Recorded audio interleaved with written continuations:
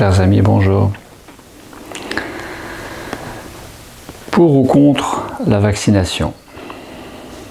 Sujet hautement sensible, très délicat, qui m'a nécessité plusieurs semaines de laisser faire et surtout de laisser se manifester l'évidence presque évidente de traiter ce sujet, si je peux dire cela comme ça, c'est-à-dire traiter ce sujet avec cette petite causerie du jour. Pour ou contre la vaccination? Mon but n'est pas justement de vous dire qui je serai pour me permettre cela, donc mon but n'est pas de dire c'est bien de se faire vacciner ou ce n'est pas bien. Mon but n'est absolument pas cela.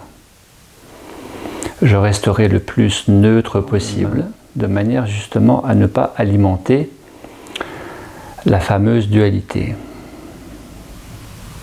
La moitié de la France est pour la vaccination, l'autre moitié est contre. Le monde entier est plutôt pour ou plutôt contre. La vaccination divise, comme le masque divisé, comme le confinement divisé, etc., etc. Et de manière à ne pas nourrir la dualité, je ne vais pas non plus vous dire quelle est ma position par rapport à la vaccination. Parce que ça voudrait dire, si tant est que je me sois fait vacciner, que ce serait bon de se faire vacciner. Si tant est que je ne me sois pas fait vacciner, que ce serait pas bon de se faire vacciner. Or, qui je suis, qui pourrais-je être pour me permettre de vous dire ce que vous avez à faire et surtout ce que vous avez à penser? Donc je resterai neutre. Ma position personnelle est peu importante, je dirais même pas du tout importante. Ce qui est bien plus important dans l'esprit de la pensée socratique, c'est peut-être par le biais de cette causerie du jour de vous aider à vous aider vous-même, de vous aider à vous aider vous-même. Et donc, qu'est-ce qui m'a amené à m'exprimer aujourd'hui? C'est que dans les deux cas, vacciné ou pas vacciné, c'est toujours un problème. Est-ce que vous n'avez pas remarqué cela? Finalement, la personne vaccinée croit bien faire, croit avoir bien fait, mais c'est toujours en réaction à une peur, la peur d'être contaminée, Covid. Donc elle se fait vacciner. Et la personne qui est contre le vaccin est toujours dans une peur. La peur que peut-être le vaccin va abîmer un peu plus sa santé. Donc il y a toujours une peur dans un camp comme de l'autre. Eh bien, ma position, ma réflexion, ma compréhension ne va pas plus pour ou contre le vaccin, mais surtout en faveur d'une prise de conscience que le véritable problème, le véritable danger, autant que le véritable défi qui, il me semble, nous est demandé aujourd'hui, est de sortir de la dualité et de sortir de la peur. Que vous soyez vacciné ou pas vacciné, que vous envisagiez la vaccination ou pas, c'est de sortir de la peur. Quel est le véritable message de cette vidéo aujourd'hui? Hans Selye, le biologiste hongrois, québécois, canadien, hongrois, au début du XXe siècle, a montré dans le syndrome général d'adaptation, qui est la définition générale du stress, que ce qui fragilise la bonne santé des individus que nous sommes, c'est le stress, et que le stress est alimenté par la peur. La peur baisse les défenses immunitaires de minimum 10%. Ainsi, au regard de cette mesure scientifique qui est la résonance de Schumann, et les spécialistes de la question de la fréquence électromagnétique du niveau vibratoire de la planète, mesuré par la résonance de Schumann, nous disent que la fréquence a énormément augmenté pour atteindre des sommets jamais connus, puisqu'au milieu du XXe siècle, 1950-1980, nous étions à environ 6000 unités bovis, les unités bovis qui sont la mesure en radiesthésie, ce qui correspondait à 8,5 Hz. Et que aujourd'hui, 2021, en particulier cet été 2021, eh bien, la fréquence électromagnétique de la planète serait montée jusqu'à 115 000 unités bovis, qui est au-delà de 13 Hz. Pour les spécialistes de la question.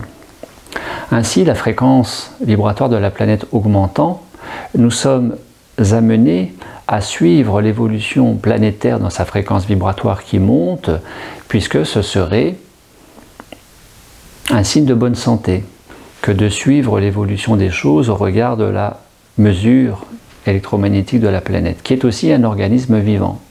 La planète est un organisme vivant, comme vous le savez, et de suivre cette évolution nous amènerait dans une meilleure santé ou dans le maintien d'une bonne santé. Santé, j'entends santé globale, santé physique, santé du corps, santé de l'esprit, mentale, émotionnelle.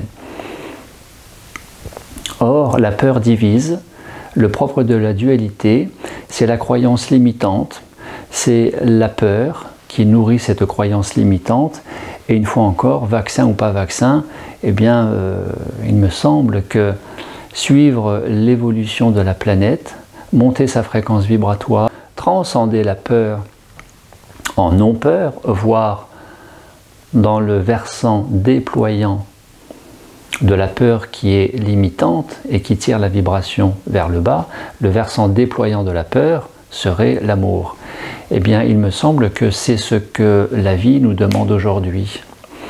Et que les épreuves, aujourd'hui, l'épreuve que je verrai plus facilement comme un défi, qui est ce remous social, sociétal, et même planétaire, au travers de la crise sanitaire que nous connaissons depuis plus d'1 an maintenant, eh bien, le grand défi serait de nous adapter, voire de nous apprendre à rebondir sur ces épreuves, sur ces difficultés, sur ces obstacles perçus comme tels par le mental dualiste, comme autant d'opportunités pour nous dépasser, nous réaliser un peu plus dans ce qui, bien plus que la dualité, peut nous épanouir et nous faire toucher du doigt, de près ou de loin, une certaine notion du bonheur qui est l'unité.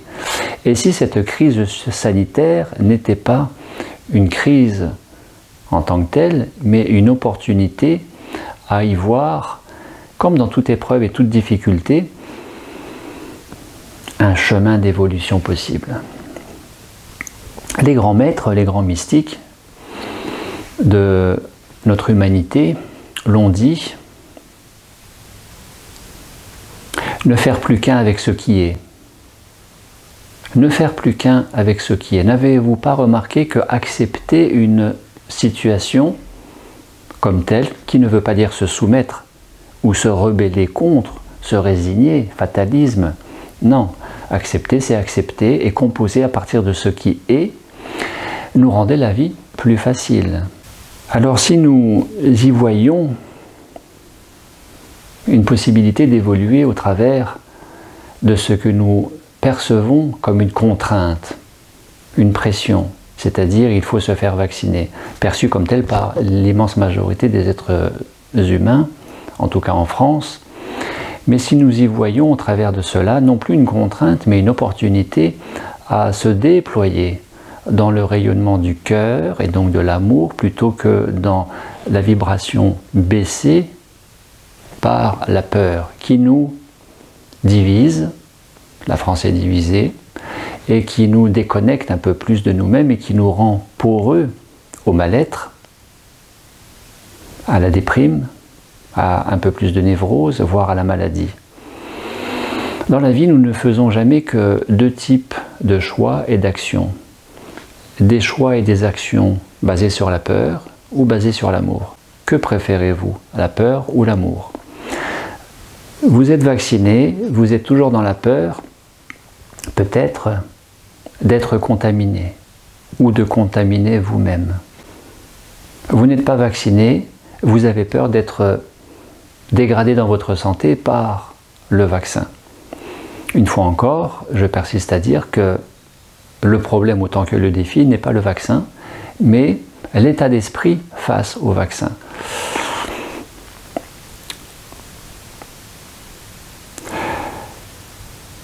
Cette vidéo est particulièrement adressée à toutes ces professions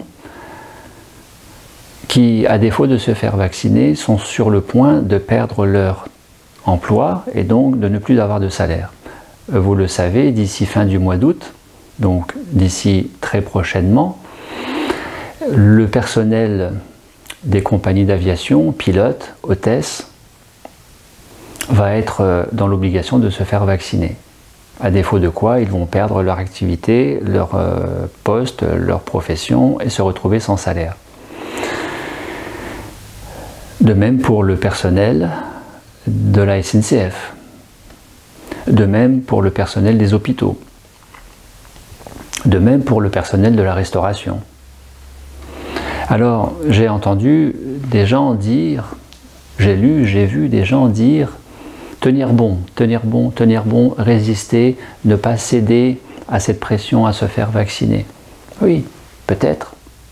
Je ne dis pas que c'est bien, je ne dis pas que c'est pas bien, mais combien de temps résister? Parce qu'une fois que vous n'avez plus de travail et de salaire, combien de temps vous allez résister, n'ayant pas forcément l'argent pour payer votre loyer, ni nourrir les enfants, etc., etc. Combien de temps résister? Et puis, il y a certaines femmes qui ont préféré démissionner d'un poste salarié pour rejoindre le mari qui est en profession libérale au sein de sa société, plutôt que de se faire vacciner. Ok, je ne dis pas que c'est bien, je ne dis pas que c'est pas bien, mais est-ce que toutes les femmes salariées peuvent le faire parce qu'elles auraient un mari qui aurait son entreprise? Bien sûr que non. Et est-ce que tous les salariés hommes pourraient le faire aussi pour rejoindre leurs femmes qui auraient déjà leur société et travailler avec elles, ou qui voudraient démissionner et créer leur activité, leur entreprise? Tout le monde n'est pas en mesure de le faire, vous le savez très bien.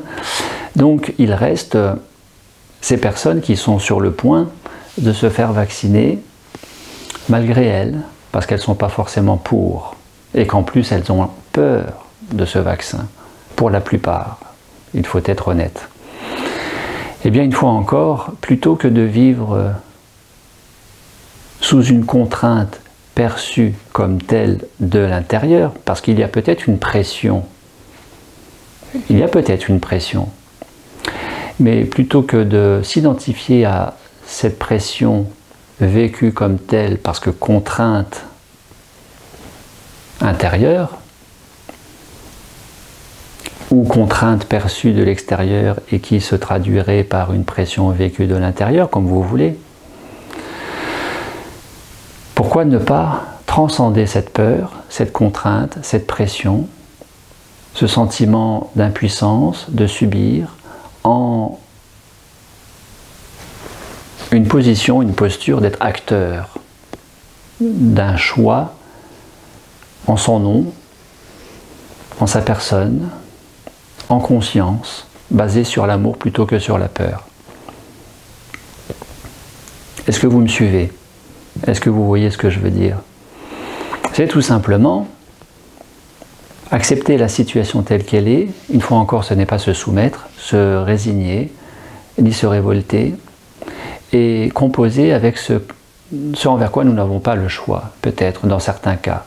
À la limite, cette vidéo sur le sujet de la vaccination Covid peut concerner n'importe quel domaine, là où il y a une contrainte perçue et que nous n'aurions pas le choix. Eh bien, percevoir cette contrainte comme une liberté de choisir en son nom et en conscience n'est plus une contrainte. Ce qui, au passage, nous fait cultiver moins de dualité basée sur la peur et plus d'unité basée sur l'acceptation et sur l'amour. Comment ça? Peux-tu donner des exemples? Eh bien, je ne vais pas nourrir la controverse pour ou contre le vaccin une fois encore, mais nous pouvons réfléchir à pour ou contre le vaccin du point de vue politique. Mais c'est toujours réfléchir. Il y a toujours du pour, il y a toujours du contre. Alors je ne veux pas alimenter cela. Liberté à chacun de le faire ou de ne pas le faire. Nous pouvons aussi baser notre positionnement en faveur ou pas de la vaccination par rapport aux critères économiques, d'un point de vue économique. C'est encore un élément extérieur à soi, je ne vais pas rentrer dans cette controverse politique, économique, encore moins sociale. Est-ce que c'est bien ou pas bien du point de vue social de se faire vacciner? Ce n'est pas le but de cette vidéo. Vous n'avez pas besoin de moi pour nourrir tout cela. Je ne vais pas non plus amener ce point de réflexion possible sur l'éthique, d'un point de vue éthique, est-ce que c'est bien ou pas de se faire vacciner?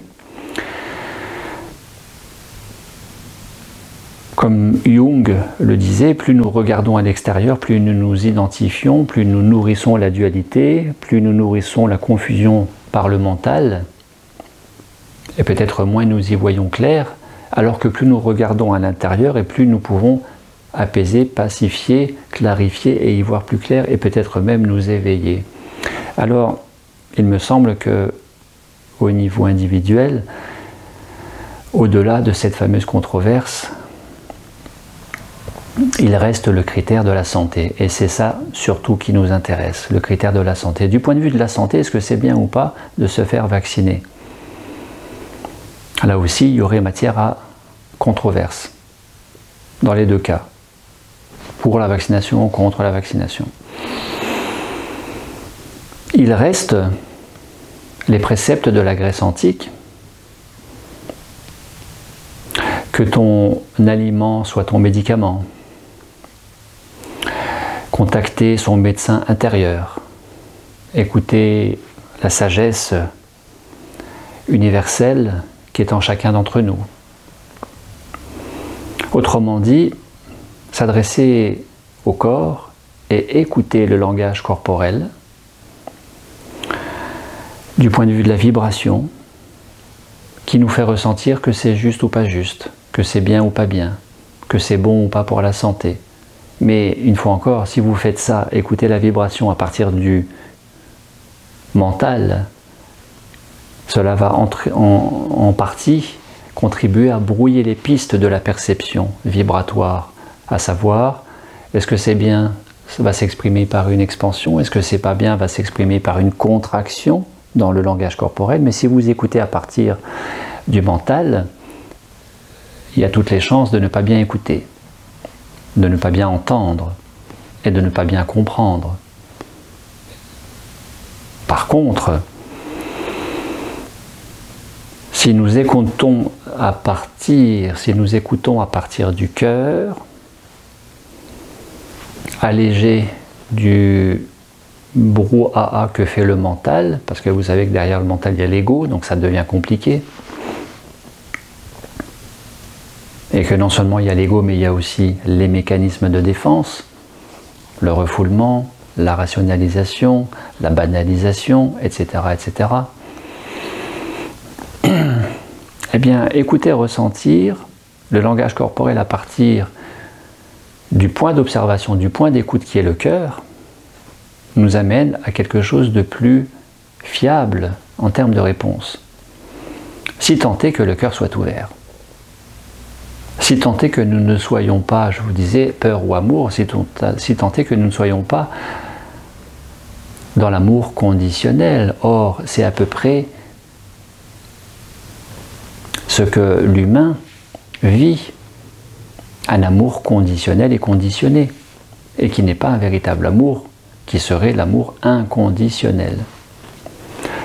Le cœur est dans l'amour inconditionnel à partir du moment où il n'est pas influencé par le mental et qu'il est libre d'exprimer clairement ce qu'il ressent. L'amour inconditionnel, c'est de pouvoir ressentir et exprimer autant la joie que la tristesse, autant l'amour que la culpabilité, autant le sentiment de liberté que le sentiment de non-liberté à partir du QG, le quartier général, notre véritable quartier général pour les neurosciences, vous le savez, pour les neurosciences, c'est le cœur, ce n'est pas le mental. La véritable liberté du cœur et d'expression du cœur, c'est de savoir exprimer autant les sentiments agréables, joie, amour, que les émotions désagréables et qui, si elles ne sont pas exprimées, baissent notre vibration, nous désalignent, brouillent notre bonne physiologie corps-esprit et nous amènent chez le médecin. Ça s'appelle le stress, les maladies psychosomatiques. La véritable liberté du cœur, c'est d'exprimer l'agréable comme le désagréable. Sinon, c'est encore la dualité en préférant ce qui nous arrange, ce qui nous convient, ce qui est mieux que ce qui ne nous convient pas parce que nous est désagréable. Le mental fait toujours un tri sélectif. Or, l'unité est neutre par rapport à cette double polarité, bien, pas bien, gentil, méchant, douloureux, non douloureux, dangereux, non dangereux, etc., etc. Donc, être dans une écoute du cœur, à partir du cœur, neutre, détaché, présente, présence corporelle et non pas présence au mental, bienveillante. Ce qui permet véritablement d'accueillir, à défaut de quoi nous souffrons, accueillir ce qui va favoriser l'acceptation. Et l'acceptation qui va favoriser de mieux accueillir. Précisément, pour ces professions, profession de santé, profession médicale, profession SNCF, profession restauration, profession personnelle de navigation aérienne, pilote de ligne, hôtesse, toutes ces professions qui vont être prochainement, qui sont sur le point d'être dans l'obligation vaccinale, à défaut de quoi il n'y a plus de poste, ni d'emploi, donc ni de salaire. Eh bien, plutôt que de vivre cela en contrainte, si vous n'avez pas la possibilité de faire autrement, eh bien, pourquoi pas accueillir à partir du cœur, à partir de l'unité, et de vivre quelque chose qui était perçu comme un danger, et qui ne l'est plus, parce que accueilli à partir du cœur et de l'amour. Je vous parlais dans cette vidéo quel bilan à 1 an de crise Covid que j'ai fait en avril, cette année 2021, que le bilan c'était surtout le bilan de la dualité. Et quelle réponse par rapport à la dualité? Eh bien l'unité tout simplement.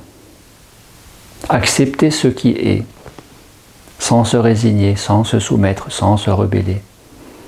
L'accepter non pas intellectuellement mais pleinement, ressenti, vécu comme tel de l'intérieur, à partir du cœur et non pas à partir du mental. Et comme l'a fait Henri Montfort, d'accepter d'être mordu par un mamba, serpent extrêmement mortel, et qui n'en est pas mort. Lui de dire qu'à partir du moment où vous ne percevez plus le danger ou l'agresseur devant vous, vous désamorcez la perception de vous-même comme étant un agressé. Donc il n'y a plus de danger. Et lui a survécu à cette morsure. De même, Phakyab Rinpoche, le lama tibétain qui avait une très vilaine, très endommagée blessure, fracture et gangrène d'une cheville suite à une maltraitance chinoise et qui ne s'est jamais fait opérer alors que littéralement la cheville pourrissait puisque les infirmières des hôpitaux de New York passaient la pince avec la mèche ou la compresse au travers de la cheville, ça ressortait de l'autre côté et c'était complètement pourri. Qui dit pourri dit qu'il y avait une prolifération de bactéries et de microbes au sens large et donc aussi de virus qui était très importante. Lui n'a jamais été opéré, il n'a jamais été amputé et sa cheville a j'ai régénéré. Comment? Parce qu'il a été dans l'accueil, l'acceptation inconditionnelle à partir du cœur et non pas du mental dualiste de cela, et qu'il a médité, médité, médité, médité, médité à partir du cœur sur sa cheville, et qu'il a régénéré en conscience sa cheville. Comme Mère Teresa que j'ai rencontrée en juin 1996. Elle est décédée en 1997. Je l'ai rencontrée à Calcutta. J'étais bénévole dans ses dispensaires, et en particulier au Mouroir à Caligat, jeune infirmier à l'époque. Eh bien, Mère Teresa qui soignait sans aucune protection, parce qu'elle voyait en chaque malade le Christ, le divin en chaque malade. Eh bien, là où le mental égotique dualiste basé sur la peur va voir en chaque malade le risque d'être contaminé, va voir le danger, et donc de s'écarter, c'est ce que nous voyons dans la rue, hein, tous les jours les gens font ça, même avec le masque et même vaccinés, eh bien elle n'a jamais été malade, n'a pas attrapé la tuberculose, n'a pas attrapé la lèpre, n'a pas attrapé le sida. Elle qui recevait des patients en train de mourir dans la rue de sida. Et puis regardez Wim Hof. Wim Hof, le Iceman hollandais, qui est très étudié par la science, les neurosciences, dans le domaine de la cryothérapie, la thérapie par le froid, et qui a accepté expérimentalement, sous surveillance médicale dans une chambre d'hôpital, d'être injecté par perfusion une bactérie extrêmement virulente dont les médecins étaient sûrs qu'il allait être très malade, et lui, Wim Hof, a fait simplement un léger mal de tête, un léger vertige, comme ça, mal de tête, et puis ça s'est terminé comme ça. Eh bien, Henri Montfort, avec le serpent, Mère Teresa, avec les malades, qui étaient en train de mourir, qu'elle soignait tous les jours, Fakya Rinpoche avec sa cheville, Wim Hof avec cette bactérie, ont été dans l'acceptation, dans l'accueil, et en fait ont déprogrammé le côté dangereux de la chose, parce que c'était plus perçu à partir du mental, mais à partir du cœur.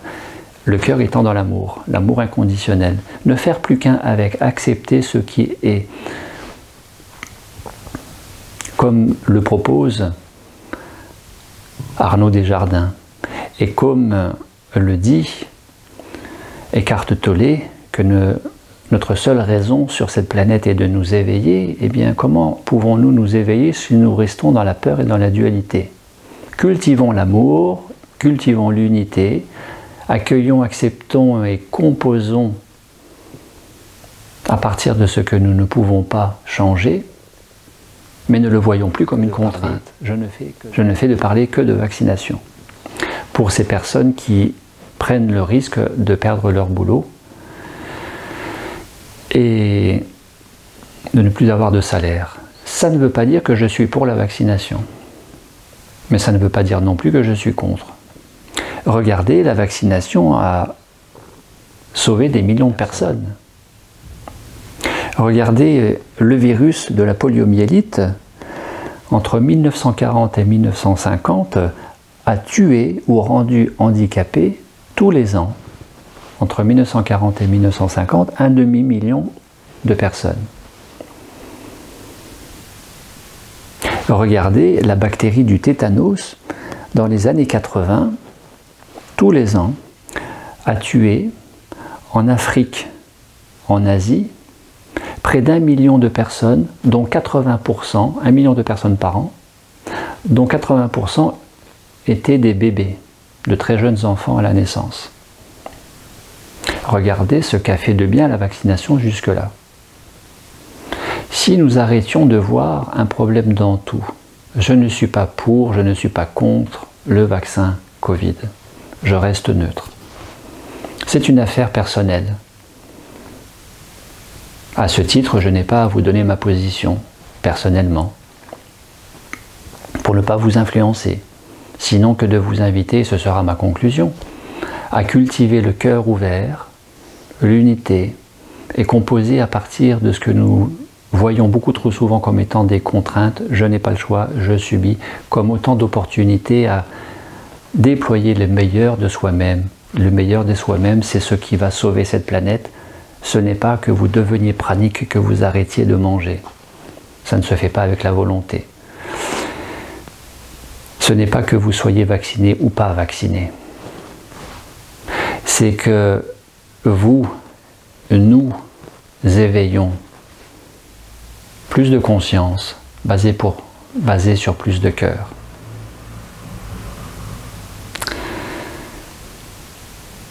Alors comment faire quand le cœur est contrarié par les petits et grands deuils de notre vie, par des tristesses, des ressentiments, des peines, des hontes, des culpabilités,